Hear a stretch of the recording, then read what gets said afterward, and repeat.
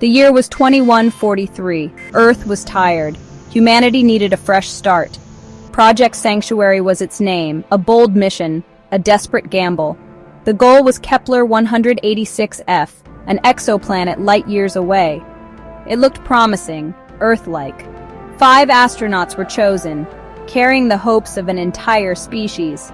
Their journey would be long. 20 years sleeping, 20 years drifting through the inky black. Advanced cryogenic technology made it possible, suspending animation, slowing metabolism to a crawl. These pods were miracles of engineering, protecting the crew until they reached their destination. Plans, however, have a nasty habit of changing, especially in space. The crew was a carefully selected team. Commander Eva Rostova, pilot Kenji Tanaka, engineer Lena Hansen, biologist Dr. Eris Thorne, and communications officer Maya Sharma. 5 souls entrusted with everything. Their mission was more than exploration, it was survival. They were pioneers, modern-day explorers, sailing an ocean of stars for a future. The weight of this responsibility was immense, yet they accepted it. They trained for it. They were ready. The Starship Odyssey was their vessel, a marvel of 22nd century engineering. It was an ark, built to carry its precious cargo across the cosmic sea. Deep within its metallic heart lay the cryogenic bay, where the 5 pods stood in silent vigil. Inside, the astronauts slept, oblivious to the passage of time and dangers lurking outside. Guiding the Odyssey was Orion, the onboard artificial intelligence more than a computer. It was the ship's brain. Orion monitored every system, navigated the interstellar currents, and watched over the sleeping astronauts. The journey was planned for 2 decades. The crew would awaken refreshed, ready to begin their work. The Odyssey sped through the darkness, a tiny spark of life, unaware of the chaos that was about to unfold. Suddenly the silence was broken. Alarms blared, red lights pulsed through the corridors.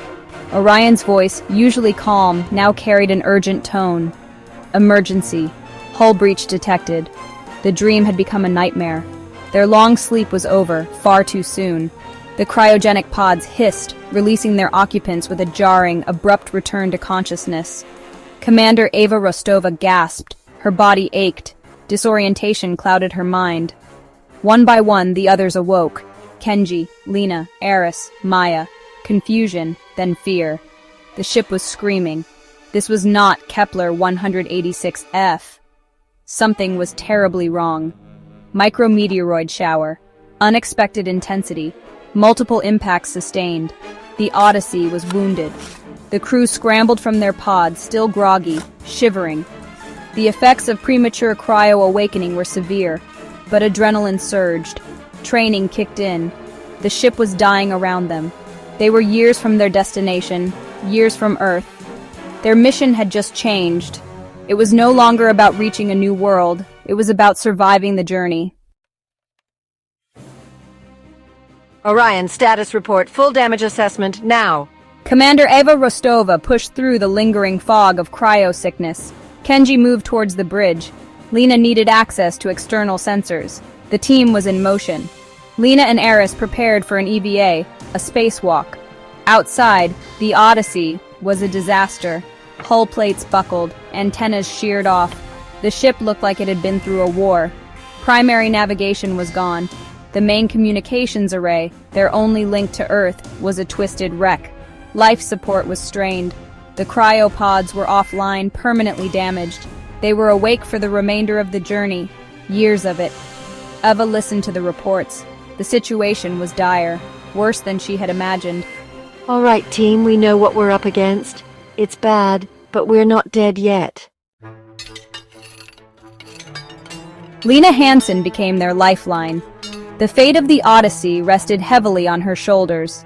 She lived in her spacesuit, performing countless spacewalks, patching hull breaches, rerouting power conduits. Each repair was a small victory, a tiny flicker of hope in the overwhelming darkness. Kenji Tanaka wrestled with the remnants of the navigation system, working tirelessly with Orion. Together, they pieced together sensor data, recalculating their trajectory. Manual piloting would be necessary for the final approach. Maya Sharma tried to boost the auxiliary communication system, hoping for a miracle. But space was vast, and their signal was a whisper in a hurricane. Dr. Eris Thorne took charge of life support and resources, implementing strict rationing. The journey had transformed into a grueling marathon of endurance. Years stretched before them, years of vigilance, years of making do. Months crawled by. The initial surge of adrenaline had long since faded. The Odyssey was a small, confined space. 5 people living and working in close proximity. The strain began to show. Tempers frayed, minor irritations magnified. The isolation pressed in on them. The endless, unchanging vista of stars offered no comfort. An argument over water rations, a disagreement about repair priorities. Commander Ava Rostova stepped in time and again. She was their anchor. We're all we've got. We succeed together or we fail together. Slowly, painstakingly, they found their rhythm. Small victories punctuated the monotony. Lena would report a critical system stabilized.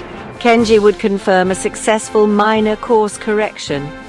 Maya might pick up a distant, unidentifiable energy signature, briefly lifting spirits.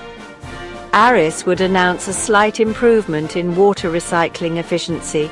These moments were celebrated quietly but with genuine relief. Their shared ordeal forged a new kind of bond, stronger than friendship, deeper than professional respect. It was a bond of survival. They had seen each other at their worst and at their best. Years passed. The Odyssey limped through space, a patched-up survivor.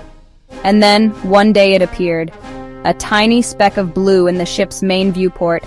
Kepler 186F, their destination, their sanctuary.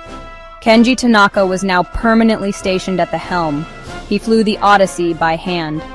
Orion provided constant data streams, but the final decisions? That was all Kenji. Lena Hansen hovered nearby, monitoring engine performance, structural integrity. The ship was entering the gravitational pull of the new planet. Stresses were increasing. They had come so far. They couldn't fail now, not when they were so close. The tension on the bridge was a physical thing, thick, suffocating. Eva stood behind Kenji, her hand resting lightly on his shoulder, offering silent support. Maya monitored planetary weather patterns, searching for the optimal entry corridor. Eris double-checked their landing trajectory against potential hazards identified by the long-range scans. Orion's voice, though still slightly distorted, provided a steady stream of information. Approaching atmospheric entry point. All systems nominal for current status. Atmospheric entry initiated, Orion announced. The Odyssey shuddered. Outside the viewports, the black of space was replaced by searing orange glow. The ship bucked and shook violently. This was the Inferno, the trial by fire. Alarms blared again. Not malfunctions this time, but proximity warnings, altitude alerts. Kenji fought the controls. The Odyssey was behaving like a wounded beast. Altitude 50,000 meters, airspeed Mach 10. Port thruster sputtering, compensating. Each crew member performed their role, a well-oiled machine. The ground rushed up to meet them. Details became clearer. Mountains, rivers, strange alien forests. 10,000 meters! Prepare for landing thruster ignition!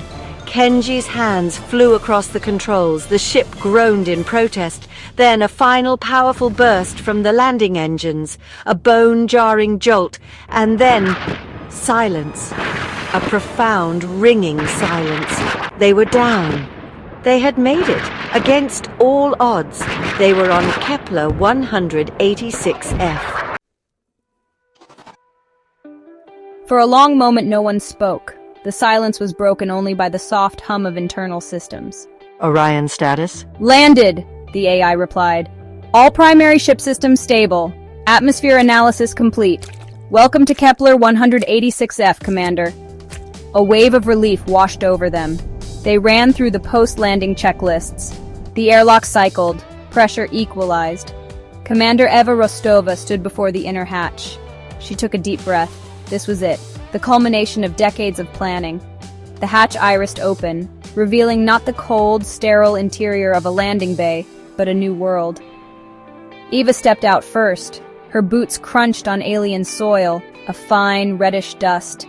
The air was cool. It smelled different, earthy, but with an unfamiliar sweet undertone.